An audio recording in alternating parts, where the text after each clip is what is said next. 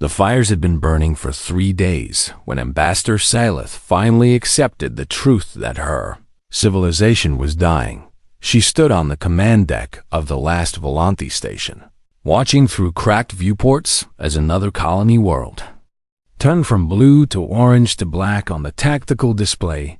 The Kethra Dominion had come for them, just as they had come for 40 other species across 3 centuries of brutal expansion. There would be no mercy, and there would be no surrender. That did not end in chains. Around her, the surviving members of the Volanthi High Council argued in hushed and terrified voices about evacuation routes and hidden colonies and desperate last stands. None of it would matter, and Salith knew this, with the cold certainty that comes only to those who have watched their entire world crumble. The Kethra did not leave survivors free, and they did not allow resistance to go unpunished. Her people would become slaves, or they would become corpses. And those were the only 2 futures remaining, unless she did something that every law of galactic civilization forbade. In the corner of the communications array sat an old transmitter that had not been used in 200 years. It was pointed toward a section of space that no ship entered and no signal touched. The quarantine zone where humanity had been locked away by unanimous galactic vote after the Sol incident. Salith remembered learning about humans in her education years, and the memory still made her scales prickle with unease. They were a young species barely 5 centuries into spaceflight when they made contact with the greater galactic community. At first, the other species had welcomed them as they welcomed all new civilizations with trade agreements and cultural exchanges and invitations to join the great councils. But something had gone wrong. The humans did not behave as other species behaved, and they did not think as other species thought. They were aggressive in ways that made even the warrior cultures uncomfortable, and ambitious in ways that made the elder races nervous. When a border dispute with the Theshan Empire turned violent, the humans did not fight as civilized species fought with careful engagements and negotiated retreats and eventual compromise. They fought to win, and they did not stop fighting until the Theshans begged for peace. The galaxy watched a species that had been spacefaring for only 5 centuries bringing that empire of 15,000 years to its knees in 8 months. That was when the vote happened. It was not a war, because the humans had technically done nothing wrong, and the Theshans had started the conflict after all. It was simply an agreement among all spacefaring civilizations that humanity would be contained in their home sector with no trade and no communication and no contact of any kind. The humans had protested at first, but eventually they went quiet and the galaxy breathed easier. And 2 centuries passed in peace. Now Salith stood before the old transmitter, and she knew what she was about to do was illegal and dangerous and possibly insane. But her children were on one of those burning worlds, and her mate had died defending a colony that no longer existed, and she had nothing left to lose. She activated the transmitter, and she spoke. Her voice was raw and broken as she described what the Kethra had done to her people. She told them about the slave ships and the mass executions and the children torn from their parents and sold to the highest bidder. She told them about the worlds that had been stripped bare, and the cultures that had been erased, and the millions who had died screaming for help that never came. And then she said the words that would change everything. We are dying and our children are dying, and I'm begging you to help us. She did not know if anyone was listening, and she did not know if humans even remembered the rest of the galaxy existed. She only knew that she had tried everything else, and this was her last hope. The transmission ended, and silence followed. 1 day passed, and then another, and then a week, and Salith began to accept that no answer would come. The Kethra fleet drew closer, and the last Volanthi defenders prepared for their final battle on the 18th day. Salith was in her quarters, trying to sleep, when the communication officer burst through her door with eyes wide and hands shaking. Ambassador, he said. There is a response. She ran to the command deck, and what she saw on the view screen made her heart stop beating for 3 full seconds. It was not one ship, and it was not 10 ships, and it was not even 100 ships the sensor display showed. Thousands of vessels emerging from fold space at the edge of the quarantine zone. They were massive and angular and covered in weapons that the Volanthi computers could not even identify, and they were still coming as more and more signatures appeared. On the display, like stars being born in fast motion, a communication request flashed on the main screen, and Salith accepted it with trembling claws. The face that appeared was human and female, with gray hair pulled back tight and eyes that held. No warmth and no fear and no hesitation. She wore a uniform of black and silver, and behind her, Salith could see dozens of other humans, moving with the precise efficiency of those who had trained their entire lives for this moment. "I am Admiral Chun of the United Human Fleet," the woman said, and her voice was calm in a way that somehow made it more frightening. "We received your transmission," Salith tried to speak, but the words caught in her throat. Admiral Chun continued without waiting. "You asked for help and humanity has decided to answer, but I need you to understand something before we proceed." She leaned forward, and her eyes seemed to pierce through the screen itself. "We do not fight small wars, Ambassador, and we do not offer limited assistance, and we do not know how to do anything halfway. If we commit to this, then we commit everything, and we will not stop until your enemy is broken and scattered and incapable of ever hurting anyone again." Salith found her voice at last. "The Kethera have conquered 40 species," she said, "and they have fleets beyond counting and worlds dedicated only to war."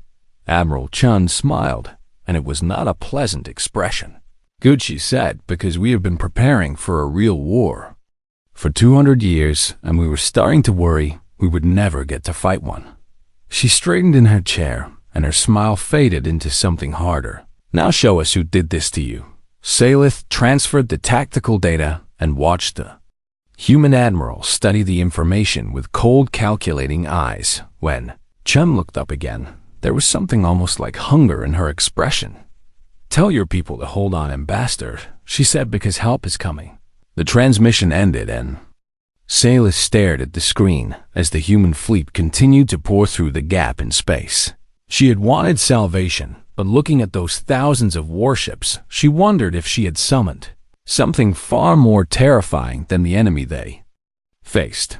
Only time would tell if humanity had come to save her people or to remind the galaxy why they had been locked away in the first place. The message from the Volanthi had arrived on a Tuesday morning in the Geneva Command Center, and by Tuesday evening the entire human species was preparing for war. Admiral Chun watched the mobilization reports scroll across her display and felt something she had not felt in decades. Hope. For 2 centuries humanity had lived in a cage of their own making, and every day of those 2 centuries they had trained and built and waited. The galaxy thought they had been punished, but the truth was far more complicated. When the quarantine vote happened, the leaders of humanity had gathered in secret and made a decision that would shape the next 200 years. They would accept the isolation without a fight, but they would use every moment of that isolation to prepare. If the galaxy ever threatened them again, they would be ready. If anyone ever needed their help, they would be able to answer. And so the great project began on Earth. The old factories that had been shut down after the Dacian War were quietly reopened in underground facilities on Mars. The military academies expanded tenfold and began training soldiers for wars that might never come. In the asteroid belt, shipyards were hollowed out of dead rocks and filled with construction equipment that worked day and night, building vessels that officially did not exist. The public face of humanity showed a civilization that had accepted its fate and turned inward. The private truth was something else entirely. Admiral Chun had been born into this secret world, and she had spent her entire life preparing for the moment when humanity would be needed again. Now that moment had arrived, and she felt the weight of 200 years pressing down on her shoulders. The War Council assembled within 6 hours of the Volanthi transmission. Representatives from every human faction sat around the great table, and for the first time in living memory, There were no arguments and no politics and no old grudges. The Terran Union brought their fleet commanders and their intelligence chiefs. The Martian Compact brought their weapons designers and their tactical specialists. The Belt Confederacy brought their shipyard masters and their logistics experts. They looked at the data from the Volanthi, and they looked at each other, and they reached a unanimous decision in less than an hour. Humanity would go to war. Not a small war and not a limited engagement and not a careful diplomatic intervention. Total war with everything they had built and everything they had saved and everything they had become. The mobilization orders went out and the response was immediate. Ships that had been hidden in asteroid fields powered up their engines for the first time in decades. Soldiers who had trained their entire lives for a theoretical conflict reported to their assigned vessels. Factories that had been producing civilian goods switched to military production without missing a single shift. Ambassador Salith watched all of this from her quarters on the Volanthi station, and she could not believe what she was seeing. She had expected perhaps a token force sent to make humanity look good in the eyes of the galaxy. Instead, she was witnessing an entire civilization transform itself into a weapon of war. Admiral Chun invited her to the command ship for a briefing, and what Salith saw there made her scales turn pale. The human fleet was not 900 ships, as she had initially thought. It was 9,000. They had been building in secret for 2 centuries, and they had learned lessons from their war with the lessons that the galaxy had never understood. Human ships were not elegant or beautiful like the vessels of the elder races. They were brutal and functional and covered in weapons that served only one purpose: destruction. Admiral Chun walked her through the fleet composition with the calm efficiency of someone explaining a simple math problem. "These are our dreadnoughts," she said, pointing to vessels that dwarfed anything the Volanthi had ever built, and each one carries enough firepower to crack a small moon. And these, she continued, gesturing to smaller but equally terrifying ships, are our carrier groups, which can deploy 3,000 fighter craft. Each Salith stared at the displays and felt her understanding of the universe shift beneath her feet. How she whispered, "And how did you build all of this without anyone knowing?" Admiral Chun smiled that cold smile again. "We had 200 years of motivation, Ambassador, and humanity does its best work when it has something to prove." The briefing continued, and Salith learned things that made her question everything she thought she knew about humans. They had developed weapons that the galactic community had banned millennia ago, and they had improved on those weapons, and they had invented new ones that had never existed before. Antimatter warheads small enough to fit in a fighter craft, kinetic bombardment systems that could reduce a city to rubble in seconds, electronic warfare suites that could blind an enemy fleet and turn their own ships against each other. And worst of all, they had something called the Omega Protocol, which Admiral Chun refused to explain, except to say that it would only be used if all else failed. "We do not fight fair, Ambassador," Chun said, "and we do not follow the rules that the galaxy agreed to without us. The Kethra have built their empire on the assumption that everyone fights the same way with the same limitations and the same moral boundaries. They are about to learn how wrong that assumption is." Salith wanted to feel grateful, and she wanted to feel hopeful, but mostly she felt afraid. She had asked for help, and help had come, but the help was terrifying in ways she had not anticipated. Admiral Chun seemed to sense her unease. "You are wondering if you made a mistake," she said. "And you are wondering if we are better or worse than the enemy. You." Face Salith could not deny it. Chun nodded, and her expression softened just slightly. "Let me tell you something about humanity, Ambassador, and I want you to remember this when the fighting starts. We are capable of terrible things, and we have done terrible things in our history, and we will probably do terrible things again. But we have one quality that the Kethra do not have. And that quality is why you should not be afraid of us." Salith waited. "We know how to stop," Chun said, "and we know when to stop, and we know the difference between justice and cruelty. The Kethra conquer, because they enjoy conquest and they enslave, because they enjoy power and they destroy, because they enjoy destruction. We fight because someone asked us to help, and when the fighting is done and the threat is ended, we will go home. That is the difference between us and them. Sailith considered these words as the human fleet continued to assemble around her. She did not know if Admiral Chun was telling the truth, and she did not know if humanity could be trusted. But she knew that her people were dying, and these strange and frightening creatures were the only ones who had answered their call. For now, that would have to be enough. The fleet began to move, and the stars themselves seemed to tremble at their passing. High Commander Veshal of the Kethra Dominion had conquered 11 species in his career, and he had never once felt fear. He stood on the bridge of his flagship and watched the sensor reports with mild curiosity as an unknown fleet approached the edge of Velanti space. The intelligence division had told him about the transmission the Velanti had sent into the quarantine zone. They had also told him that it did not matter because humans were a primitive species that had been locked away for 2 centuries, and whatever ships they might send would be outdated relics crewed by amateurs. Veshal believed this because he had no reason not to believe it. The Kethra had spent 300 years building the most powerful military force in the known galaxy. They had crushed the warrior races of the Outer Rim and enslaved the peaceful civilizations of the core and absorbed every species that stood in their path. Humans were simply another obstacle, and obstacles existed to be removed. He ordered his battle group forward to intercept the incoming fleet. 30 dreadnoughts and 200 support vessels moved into position, and Vexal opened a communication channel to offer the humans a chance to surrender the face. That appeared on his view screen was not what he expected. He had been told that humans were soft and emotional creatures prone to fear and hesitation. The female human who stared back at him showed none of those qualities. Her eyes were hard and her jaw was set, and she looked at him the way a predator looks at prey. "I am High Commander Vexal of the Kethra Dominion," he said in his most intimidating voice, "and you are trespassing in conquered territory." The human said nothing. Vexal continued, "The Velanti are now property of the Dominion, and any attempt to interfere with our operations will be considered an act of war."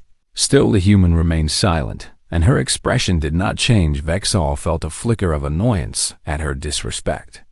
"However," he said, "the Dominion is willing to show mercy to those who know their place. Return to your quarantine zone immediately, and we will forget this incident occurred. Refuse, and your primitive fleet will be destroyed."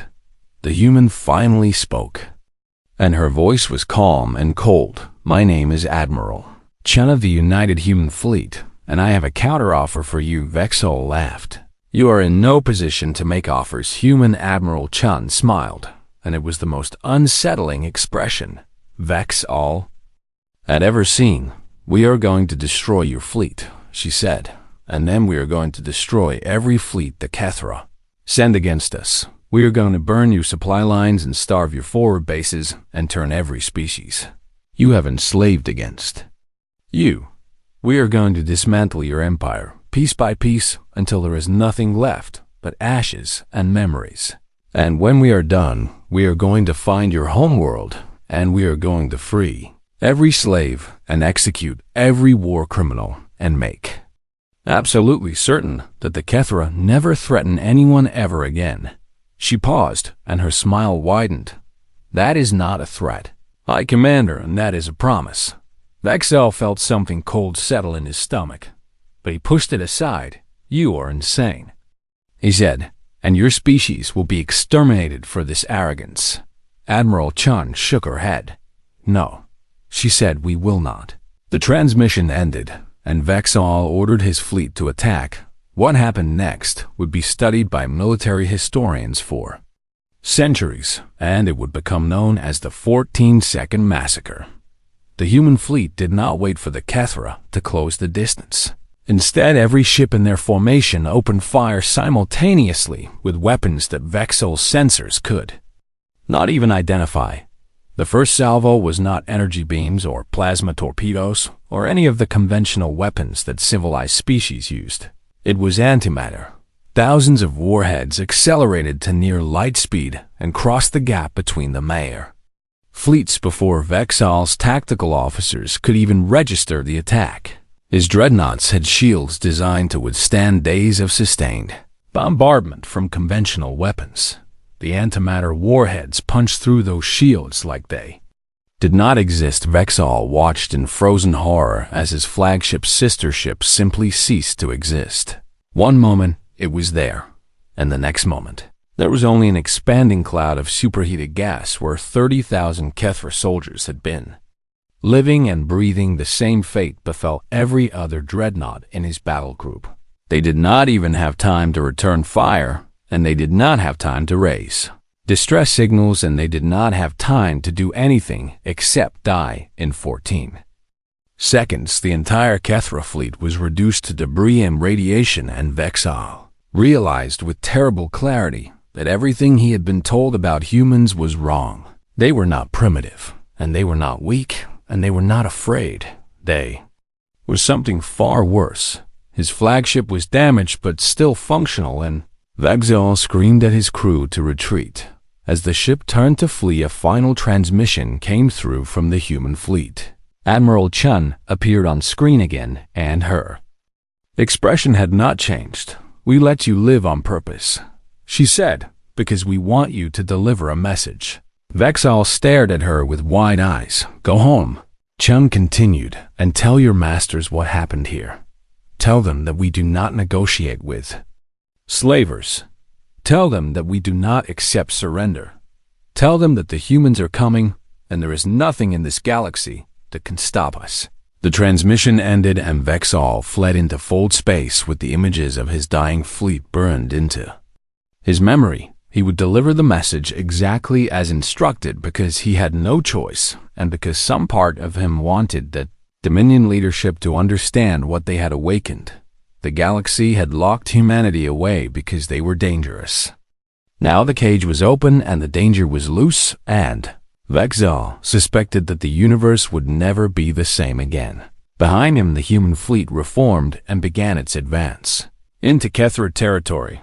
The war had begun, and it would not end until one side was completely destroyed. Corporal Marcus Webb had been a soldier for 12 years, and he had trained for combat his entire adult life, but nothing had prepared him for the reality of fighting on a Kethra slave world. The planet was called Servitude Prime in the Dominion records, and it held 60 million slaves from a dozen different conquered species. Marcus and his squad had been dropped behind enemy lines with orders to make contact with the slave population and arm anyone willing to fight. What they found was worse than anything the briefings had described. The Kethra did not simply enslave other species, and they broke them. They destroyed families, and they erased cultures, and they beat any spark of resistance out of their captives through generations of systematic cruelty. The first slaves Marcus encountered did not believe he was real. A human woman in a soldier's uniform with weapons and food and medicine seemed like an impossible dream to creatures who had known nothing but suffering for their entire lives. It took 3 days to convince the first group to accept weapons, and it took another week before they were willing to use them. But once the fighting started, the slaves fought with a fury that shocked even the hardened human. Soldiers Marcus watched a Volanthi elder who could barely walk pick up a rifle and charge a Kethra guard position with tears streaming down her face. He watched young ones from species he had never seen before learn to shoot in hours and throw themselves into battle with no thought for their own survival. He watched slaves who had been beaten and starved and tortured for years suddenly remember what it meant to be free, and he understood for the first time why Admiral Chun had insisted on this strategy. The humans could have simply bombed the Kethra from orbit and reduced their worlds to radioactive craters. They had the weapons and they had the will, and no one would have blamed them for taking the easy path. Instead, they chose the harder way.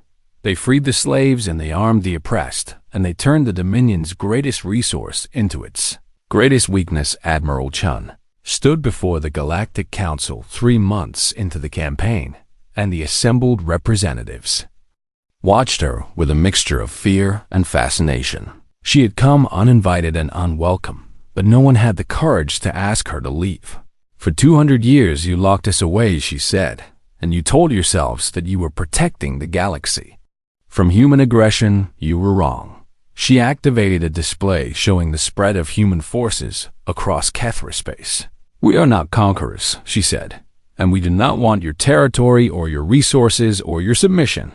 We came because someone asked for help, and we will leave when the threat is ended. But I want you to understand something about how humans fight, because I suspect many of you have forgotten a tactical map appeared showing the Kethra Dominion slowly collapsing from within. We do not fight limited wars," she said, "and we do not accept stalemates, and we do not stop until victory is complete. This is not cruelty, and this is not bloodlust. This is efficiency." She let that word hang in the air.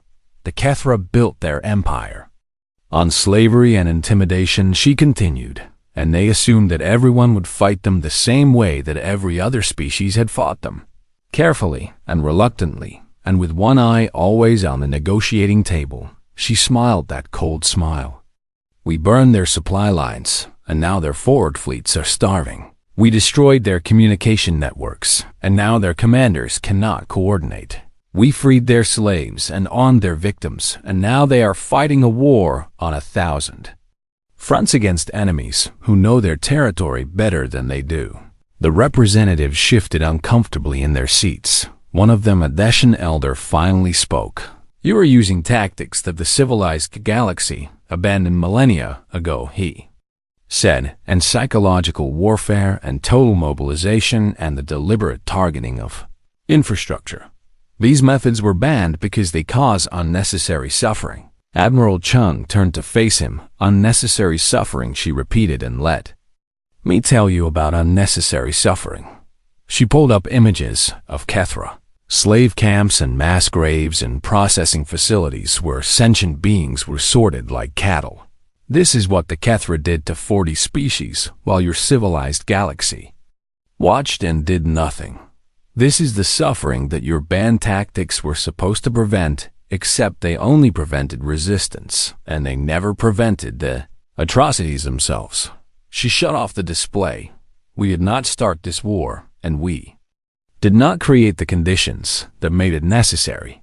But we will end it, and we will end it so completely that no species will ever attempt this kind of conquest again." The Deshan elder pressed his point. "And what happens when the war is over? And what is to stop humanity from becoming the next?" Kethra Admiral Chun's expression did not change. "Nothing," she said, "and nothing except our own choice. That is the truth that you never understood about humans. We are capable of terrible things. And we know we are capable of terrible things, and that knowledge is what keeps us from becoming monsters." The Kethra never doubted their right to rule, and they never questioned their own cruelty, and they never imagined that they might be wrong. We question ourselves constantly, and we argue about ethics, and we build systems specifically designed to prevent our worst impulses from taking control. She turned to leave. "You may not trust us, and you may never trust us, but you should consider the alternative, a galaxy where the Kethra are still expanding and still enslaving and still proving that might makes right. We are offering a different future. Whether you accept it is up to you." She walked out of the council chamber, and the representatives sat in stunned silence. Outside, the human fleets continued their advance, and the Kethra Dominion continued to crumble, and Corporal Marcus Webb continued to arm slaves and watch them transform from victims into soldiers. The war was not over yet, but the outcome was no longer in doubt. Humanity had come to fight, and humanity would not stop until the fighting was done. The Kethra Dominion fell on a quiet morning 11 months after humanity entered the war. There was no final battle, and no dramatic last stand, and no moment that historians could point to as the definitive end. The Dominion simply collapsed like a building with its foundations removed. One day, the Kethra leadership was still issuing orders from their homeworld, and the next day, those leaders were being arrested by their own former slaves. The human fleet had not fired a single shot at the Kethra capital. They had not needed to. The slave uprising that humanity had sparked across 100 worlds had finally reached the heart of the Dominion itself. Species that had been conquered and broken and forgotten suddenly remembered their history and their pride and their fury. They rose up with human weapons in their hands and human training in their minds, and they tore down an empire that had stood for 3 centuries. Ambassador Salith watched the final transmissions from the Kethra homeworld, and she wept. She wept for her own people who had suffered so much, and she wept for all the species who had been enslaved, and she wept for the sheer overwhelming relief of knowing that it was finally over. The humans began withdrawing their forces the same day. Salith could not believe it at first, and she thought there must be some mistake. She found Admiral Chun on the observation deck of the command carrier, staring out at the stars with an expression that Salith had never seen on a human face before. It looked almost like peace. "You are leaving," Salith said, "and I do not understand." Chun turned to face her. "The war is over, Ambassador, and the Kethra are defeated, and the slaves are free. Why would we stay?" Salith struggled to find words. "You could claim all of this," she said, gesturing at the star map showing former Kethra territory. "You could rule half the galaxy, and no one would have the power to stop you." Chun smiled, but it was different from her cold war smile. It was softer and sadder, and somehow more human. "Let me tell you a story, Ambassador," she said, "about why we came here. 200 years ago, the galaxy locked us away because they were afraid of what we might become. They were not entirely wrong to be afraid, because humans have done terrible things throughout our history. We have conquered and enslaved and destroyed, and we have committed every atrocity that the Kethra committed and worse.